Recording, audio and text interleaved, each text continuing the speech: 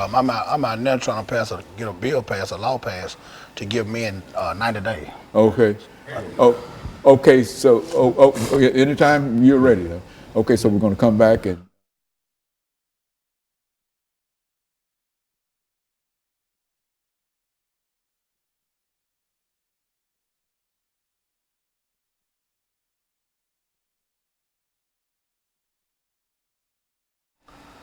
Thank you and welcome back to the second segment of the show for today.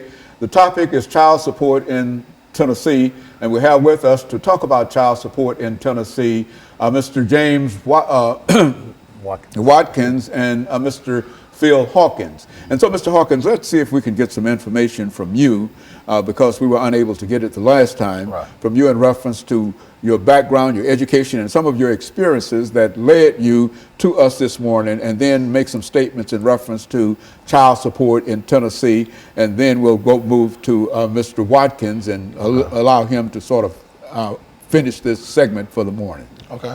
Well, I came out of Glencliff High School, like my buddy here, didn't graduate, went through the system to graduate, get GED, and just got, going through life changes, ups and downs. But we also been in the child support system, like he said, 20, 30 years, where we can't win, and it's time for us to take back our stand on it. We keep falling for everything. We got to stand for something. And this child support thing, it got to be, well, the average man these days don't even want to work a job. They taking half his check, the child at home don't get the money, the state taking all their money, and then you left with $100, $200 to feed for 2 or 3 kids. So that's what we men know. We're taking back our lives. We're addressing the issues now. It's time for us to, do what we need to do to get these fathers back home. Maybe we stop some of this gun violence, because the father's not there, he can't raise his kids. But if you bring a father in, he can discipline his kids. The state can't do it by itself no more. Now, when we talk about child support, and I think a large number of members of our audience might think in terms of supporting that child for a certain amount of years and et cetera. But what's your view in terms of child support, which is to say that you are paying for your child, yes, sir. But at the same time there are some issues that you like to deal with. Yes, sir. I found out just the other day, I'm advocating child support every day. I just found out the other day I was with my kid's mother, 24 years. And I just found out the other day I'm $139,000 behind on child support payments. So how that system add up? I was with my kids every day of their life, all 3 of them. But I'm behind, I take care of my kids. It's how the system is trying to portray us as not doing, but because we're not paying the system. But we keep paying the system, we can't feed the child. We gotta have something for a man to live. And so are you still with your wife? No, sir. But you're still paying to support your children every day. And you feel that they're taking more money out of whatever salary you have. Yes, sir. And some of that money does not go to the child. None of the money go back. But the money, for the most part, goes to the state. Yes, sir. What do you think about that, Mr. Watkins? I mean, it is true. As you just asked me about going towards child, it's true. I've had the mother me call me and ask me, well, when is your job going to send the money? I said, what do you mean? It's coming out of my check. Well, they send it when they want to send it. And it causes conflict within the household. I've lost a house. I lost my family. I've lost cars. I've lost jobs and everything. I've lost my freedom over child support. And, it took a real big toll on me mentally and emotionally because, I desire to be home with my kids. My kids are my everything. And to take me out of my home because I fell behind on a bill, that's like, come on, man, you're not just taking me out of home. What do you mean when you say to take you out of your home? How does that? When you take a person out of their home, when you take a person's job from them, what is that man gonna do? He's gonna wind up trying to figure out a way to go out here and get some money. Right. Because if you love your kids, you're gonna revert to anything in the means necessary to get money to feed your kids or do what you can do. So yes, I've made some choices in life to where I started going towards the street life. Because of why? Because every time I turned around, I was getting harassed. I was getting harassed by the judges to the point to where they was like, well, this is the state law. So is it state law? Then okay, if I can't make this money, you taking all the money, my kids not getting paid, my lights getting cut off, this is happening.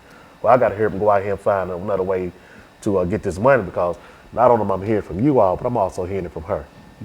You know, and when all that comes into play, it pushes a man outside that household to where he's looking to where, like, man, what am I gonna do? So when we sit up here, we look at these other young men out here on these streets, and they trying to do different things. You know, when I talk, when the first thing come out of their mouth, man, I gotta feed my kids, man. And you know, it's like that's where that destruction come in. So me and Phil Hawkins, we have been through it, and we have fought through many things to try to maintain a fatherly relationship with our kids and everything, which we still do. Just because they took us out the home don't mean we still ain't in our kids' lives.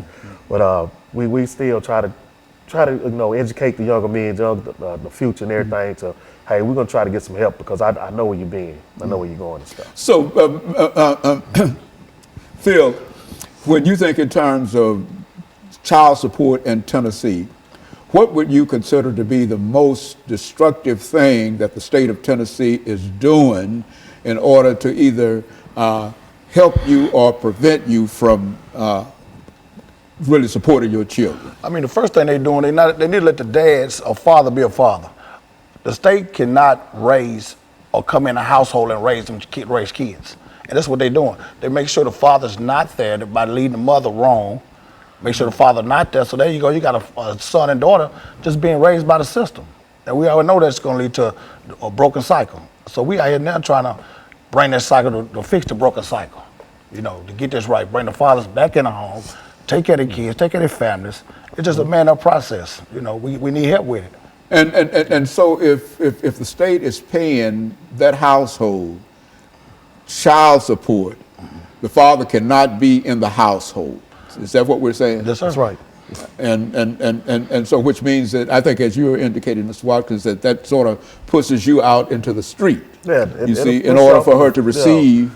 A man's going to try to figure out some way to not only that you push that man outside that household, but he also got to go find a house to where he got to stay now. Right. So that's another bill. That's another situation where he got to he got to go and try to wind up in a shelter. You can wind up in a hotel. You can wind up in a friend's house. You bouncing around different places, trying to live and trying to provide and stuff. It takes away your self-esteem. Downhill spiral. Yeah, and that's what we call destruction. Yeah. So it's when you know. It does a lot of good, but then also it does a lot of harm too.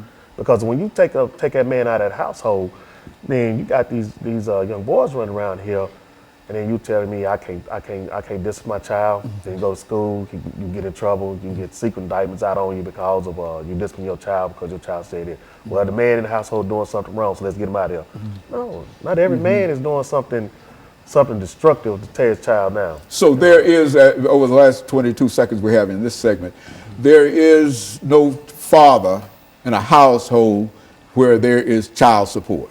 Right. Okay. And the ones there, the state still want their money too. Yeah. That's a no-win battle. And that creates a real problem. And of course what we'll do, we'll take this second commercial break and we'll